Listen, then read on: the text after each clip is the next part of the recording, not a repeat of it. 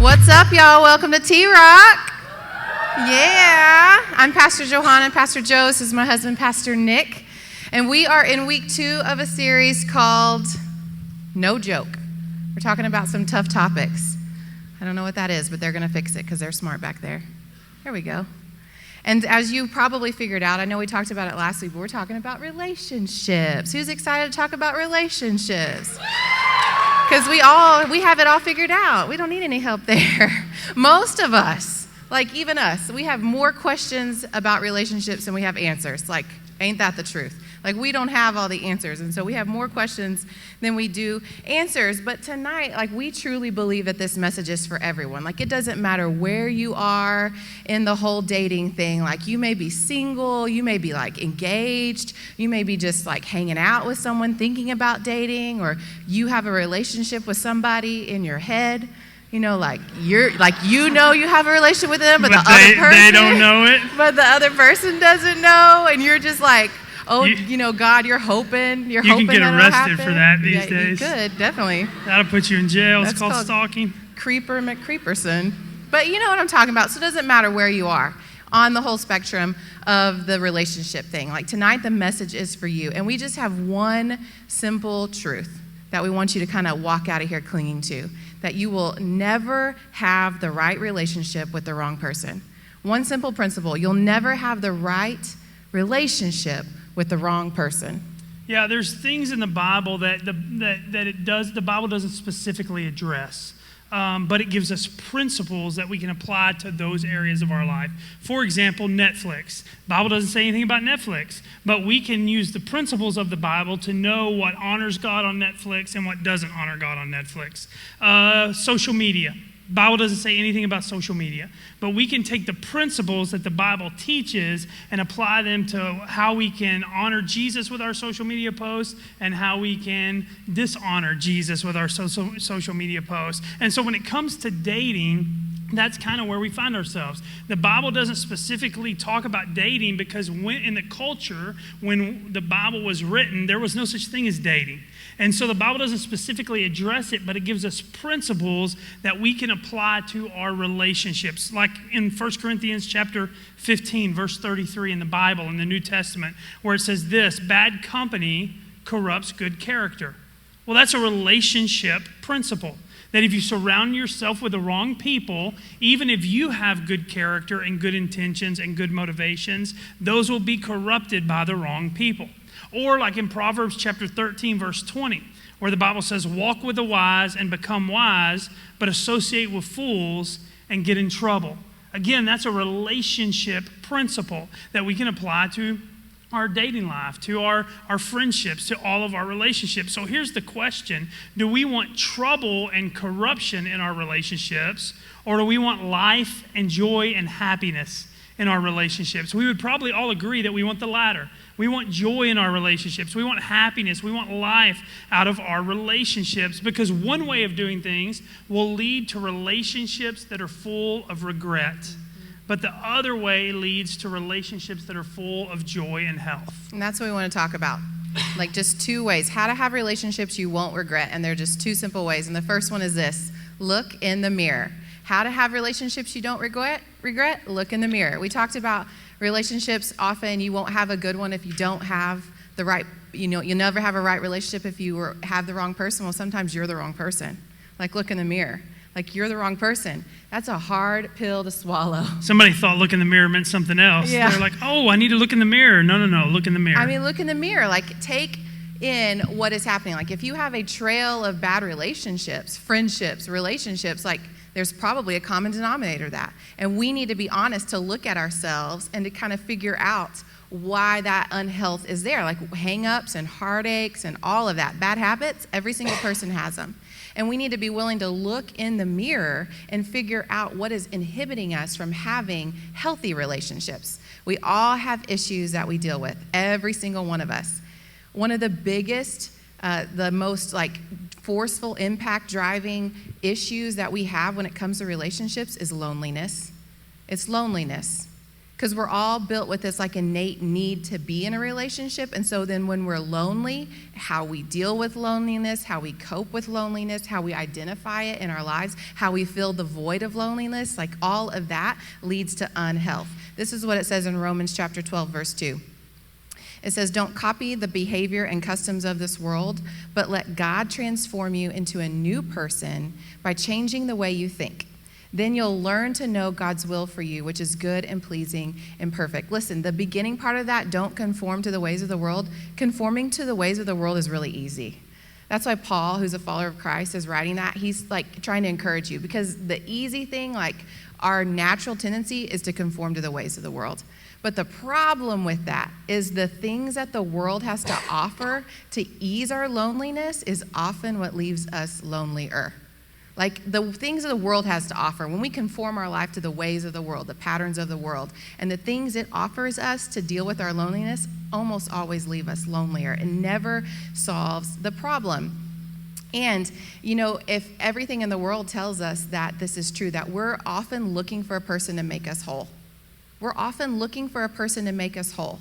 And the problem with that idea, that if we think somebody else could complete us, I don't know how many of you are familiar with that Jerry Maguire movie, right? It's called Jerry Maguire. That's like nobody. really it like old. Came out before y'all were born. Does anybody It's even really know what that old. movie is, Jerry Maguire? Oh, there's a seven hand. Oh, seven a hand. people. It has Tom Cruise in it, who's really, really old, and Renee Zellweger, and he like stands in front of her and he's like, you complete me. And every woman at the time was like, oh, you know, it's so sweet. Like, you complete me. Like, that's the message the world tells you. You complete me. But the problem with that is if somebody completes me, then we're walking around living half lives as half full people. And that is not what God intended.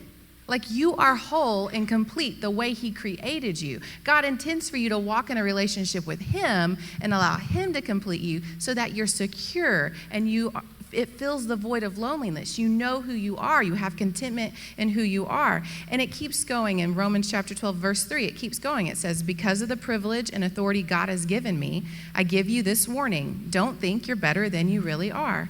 Be honest in your evaluation of yourselves, measuring yourselves by the faith God has given you. You have to take an honest evaluation of yourself. Look in the mirror.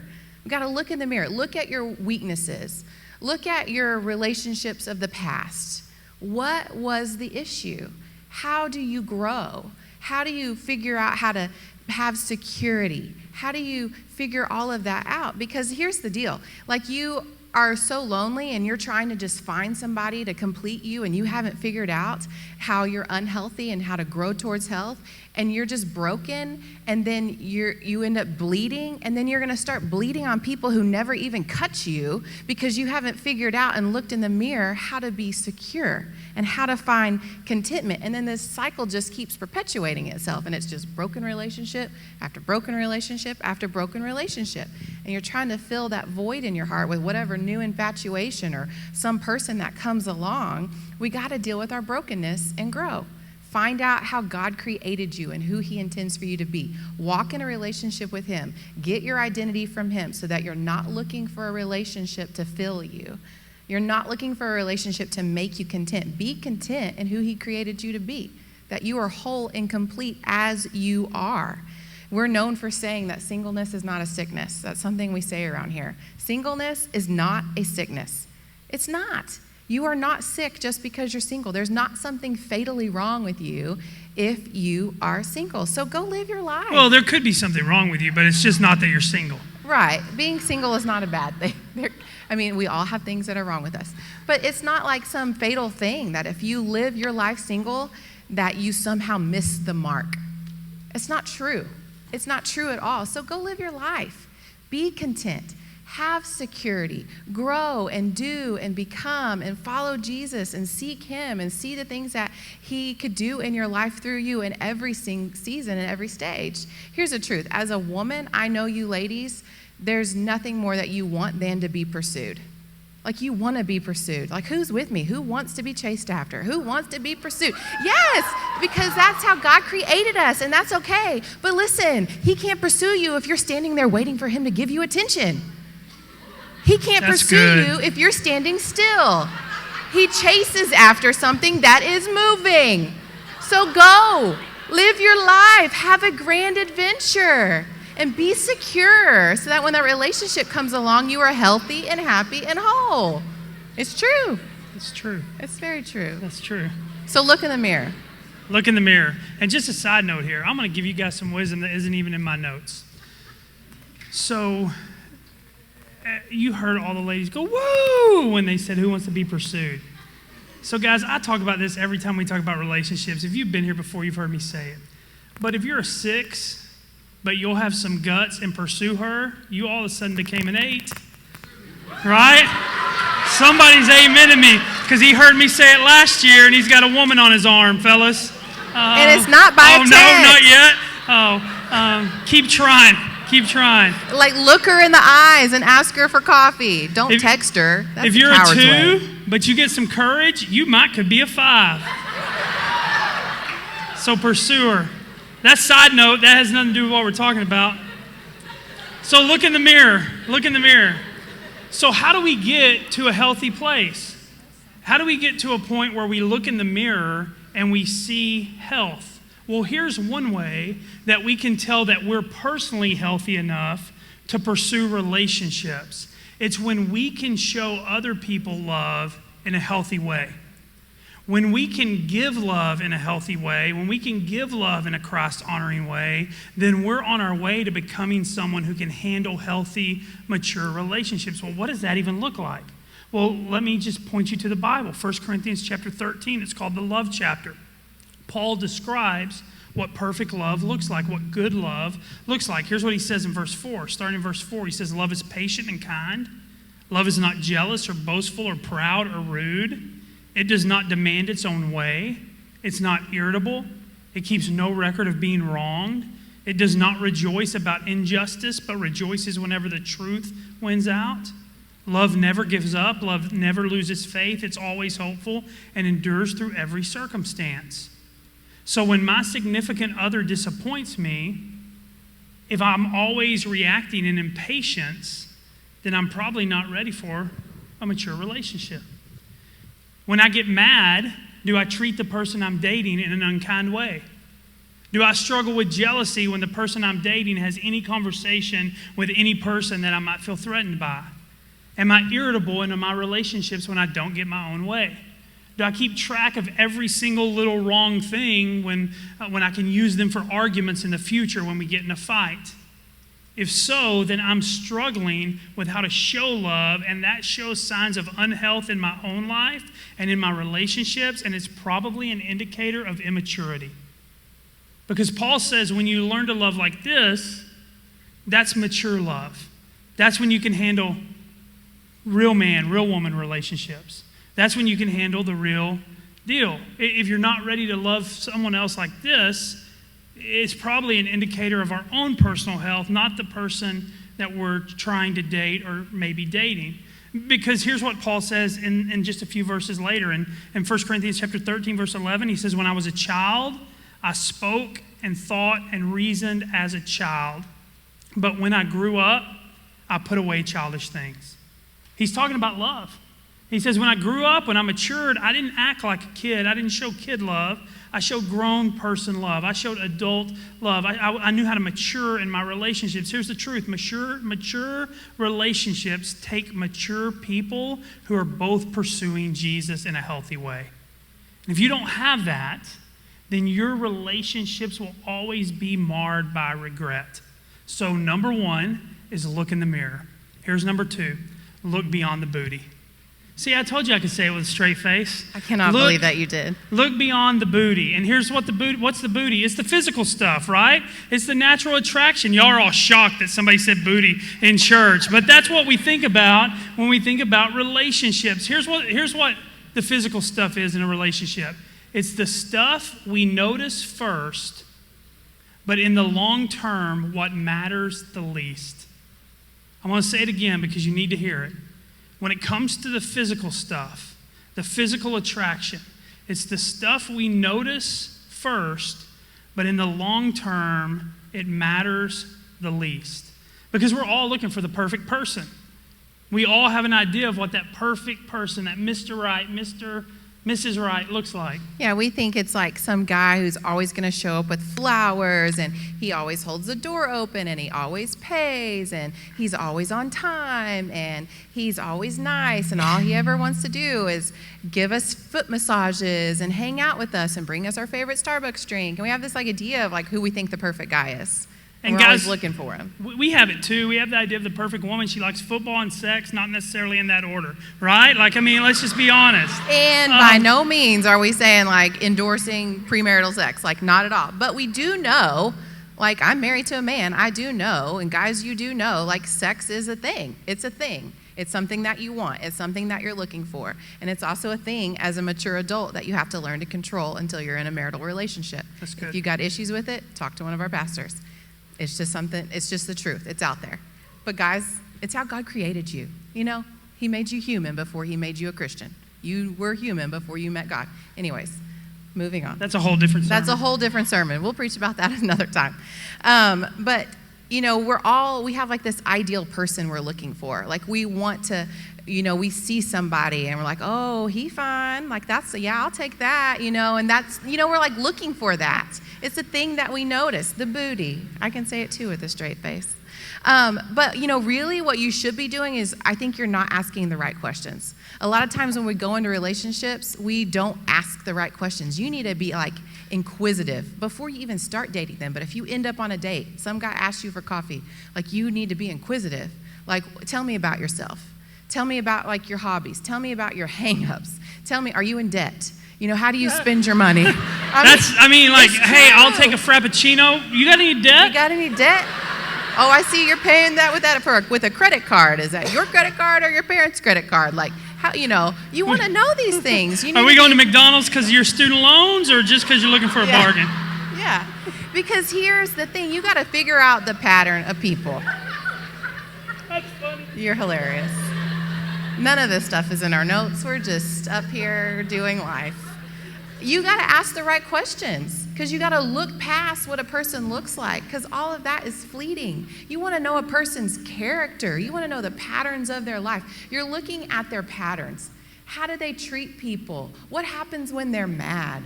What happens when they don't get their way? What is their knee-jerk reaction? How are they growing? Making a mistake is not bad, but living in a mistake is going to become your mistake. That's really good. In every area of life. In every area of life. Making a mistake's not bad. But living in that mistake, refusing to take responsibility for that mistake, not knowing how to grow through a mistake, that will cause you more mistakes down the road. So you got to look at somebody's patterns and who they are because the truth is that whole loneliness thing will cause us to make excuses for people. And we don't want to be lonely, so we'll just hold on to a mistake because we don't want to be lonely. And I don't want to be alone. I don't know how to deal with loneliness, so we'll make excuses, and they have bad patterns, and they might be racking up that school debt with no plan on how to pay it, and maybe not even a graduation date inside. And so we attach ourselves to them, and we think that they're going to pull us out of our loneliness. Like, I'm just going to stay tied to them because they're going to pull us out of that stuckness. And the problem is, like, they don't even have a vision for their life and can't even take you for the vision that God wants for your life. So you got to look beyond those things. So what does the Bible say about it? Who should the person that you be in a relationship with? It says this in 2 Corinthians chapter 6, verse 14. It says, don't team up with those who are unbelievers. How can righteousness be a partner with wickedness? How can light live with darkness? What does this verse say about who you should be teamed up with? Who you should be in a relationship with? It says, don't be in one with someone who's not a believer. It says, because light and darkness can't mix. You need to be with someone who's living in the light, following Jesus. Not that they're trying to act all perfect, but they're trying to act obediently. Like they want to follow Jesus. That verse doesn't say they come to TROC every week and that they pray before they eat and they grew up in a Christian home and their parents are good. That's not what that verse says. Because none of those things necessarily equate a follower of Jesus. Just because someone's sitting in this room doesn't mean they know him and they're following him. That verse says match up, team up with someone who believes in him and is walking in the light. They believe in Jesus. They live their life following him. Some of my favorite verses in the Old Testament, in Proverbs chapter 31, verses 10 through 12. It says, who can find a virtuous and capable wife? She's more precious than rubies. Her husband can trust her, and she will greatly enrich his life. She brings him good, not harm, all the days of her life. And then in Proverbs 31:30, it says, charm is deceptive, and beauty does not last, but a woman who fears the Lord will be greatly praised. I love these verses. And yes, they're talking about a woman, and they're talking about a wife, but I think the characteristics can be applied to men and to husbands. What does it say about what they should be? It's the kind of person who is virtuous and capable and able and trustworthy, someone who adds value to the life of those around them. Like, you want to be with someone like that, someone who's pursuing those kind of goals in their life. You want to look to someone who is capable and able to handle life, even when it's hard, even when it doesn't make sense, who's able and capable. You got to look beyond the beauty or the booty, because it's fleeting. It doesn't last. Like, who you are the day you meet someone, like, you'll never look like that again. Like, every day you change a little bit. And the further you are in a relationship, that stuff doesn't even matter. The character of the person matters. The end of that verse 30, it says, the heart that fears and follows God, that's the person you should be looking for. That's the person you should be looking for. Yeah, and so the Bible in Amos chapter 3, verse 3 says, can two people walk together without agreeing on the direction? Can two people walk together without agreeing on the direction? How can you have a relationship with someone who's walking in the opposite direction that you're walking? You see, the most important issue for the health of our relationships is that the people we are pursuing Jesus. The most important thing for the health of your relationships is that the people you're pursuing are pursuing Jesus. In our culture, what we've done is we've elevated chemistry over commitment. We've elevated chemistry over character.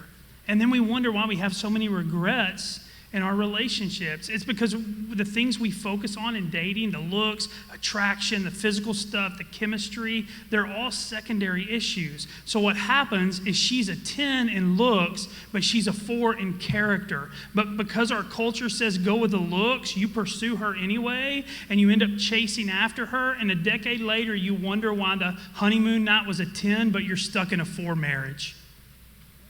And you cannot date in a way that is worldly and expect to have a marriage that is godly. That's right.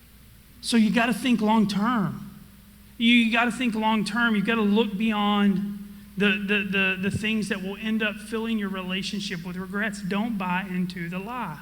Because if you do, you'll have relationships that are full of regrets, and those regrets will impact every one of your relationships in the future.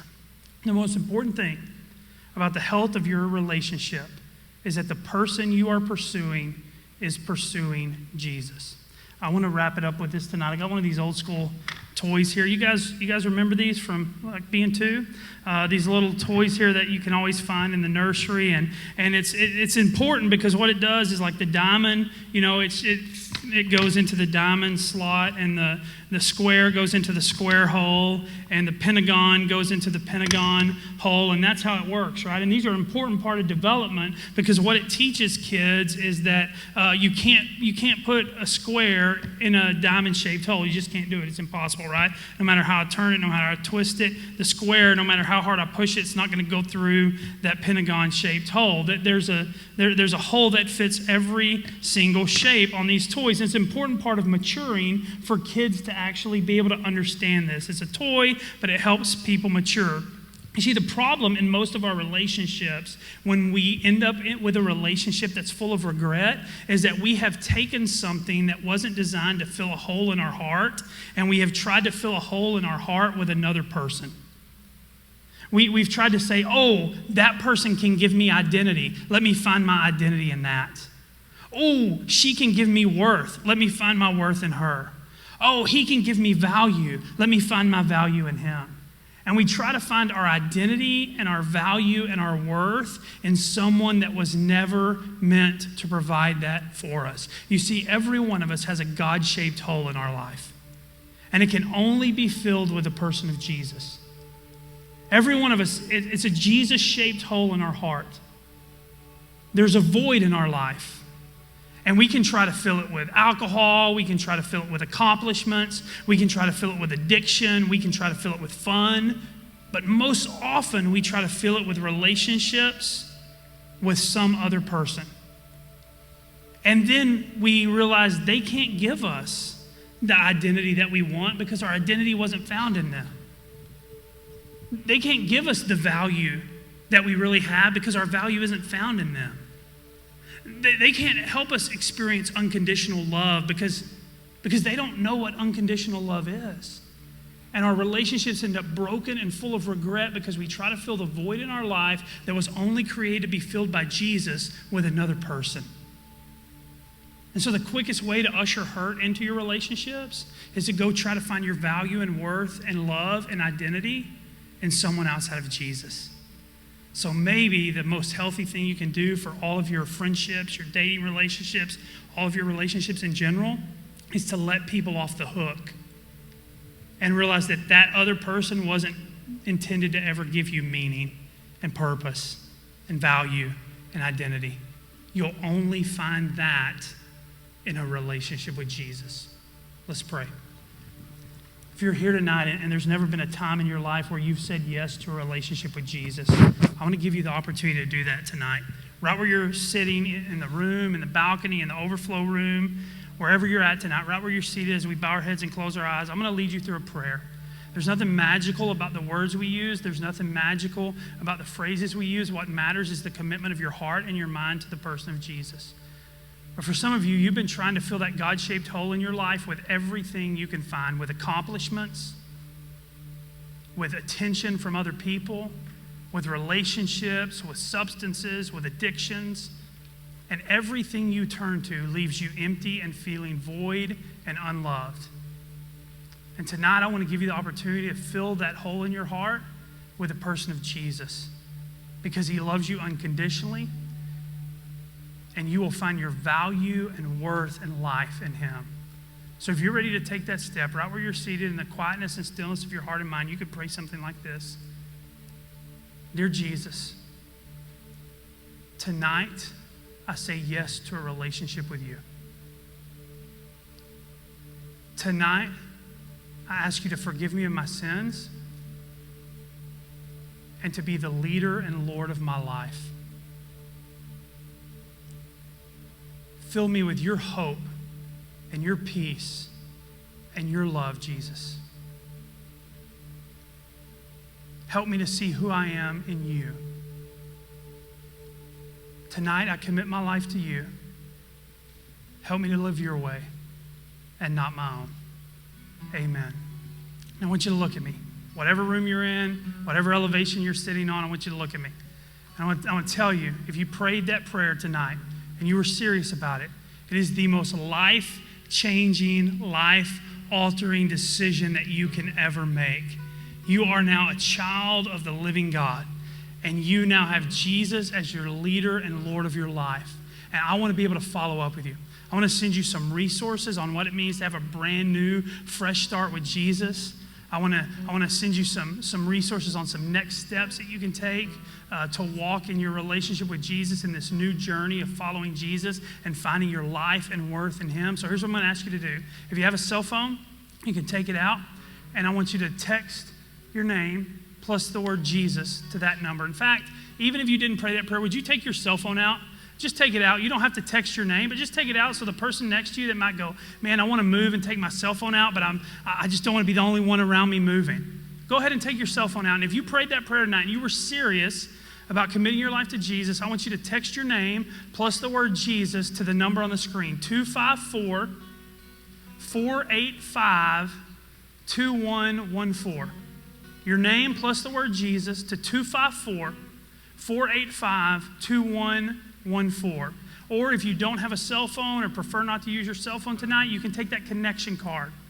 And on the bottom of that connection card, there's a box that says, tonight I committed my life to Jesus for the first time. Check that box and be sure your name and a piece of contact information is on that card so that we can get in touch with you.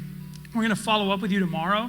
We're We're going to send you resources on next steps. I'm going to send you a Bible reading plan so you can learn more about Jesus. And we're going to help you walk through this brand new relationship that you started with Jesus. So text us 254-485-2114, or simply fill out that card and drop it in the buckets on your way out tonight.